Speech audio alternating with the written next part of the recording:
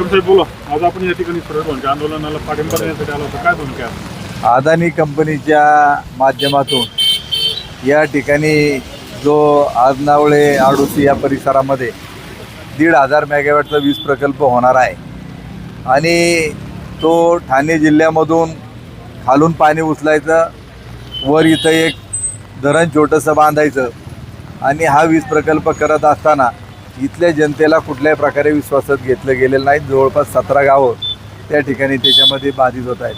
आमचं म्हणणं एवढंच आहे की सुरेश भाऊंनी याच्यामध्ये पुढाकार घेतला. संपूर्ण आदिवासी जनतांनी त्यांना पाठिंबा दिलेला आहे की या आदिवासी भागामध्ये या पूर्व कालखंडामध्ये जुन्नर आंबेगावच्या परिसरात 6 धरणं झाली आणि आज बाकीचा भाग सुजलम सुफलम झाला. पण आदिवासी जनतेला आज देखील पिण्याच्या पाण्याला टँकर द्यावे लागतात. याच्याबाबत सरकार कुठल्याही प्रकारे गांभीर्याने घेत नाहीत. त्याचबरोबर शेतीला देखील पाणी नाही. आमचं एवढंच म्हणणं आहे की कुठल्याही प्रकारे जोपर्यंत इथल्या आदिवासी भागातील जनतेच्या पिण्याचं कायमस्वरूपी पाणी, शेतीला पाणी त्यांना मिळत नाही तोपर्यंत इथं नवीन प्रकल्प होणार नाही. याच्यावर आम्ही ठाम आहोत. पर्यावरण महामंडळाचे आता अधिकारी आले होते, नेमकी काय चर्चा झाली? त्यांनी सांगितलं की आम्ही जनसुनावणी 21 तारखेला ठेवलेत. त्यांना आम्ही स्पष्ट सांगितलं की कुठल्याही प्रकारे सुनावणी घ्यायची नाहीत, लोक तुम्हाला गावात फिरून येणार नाहीत.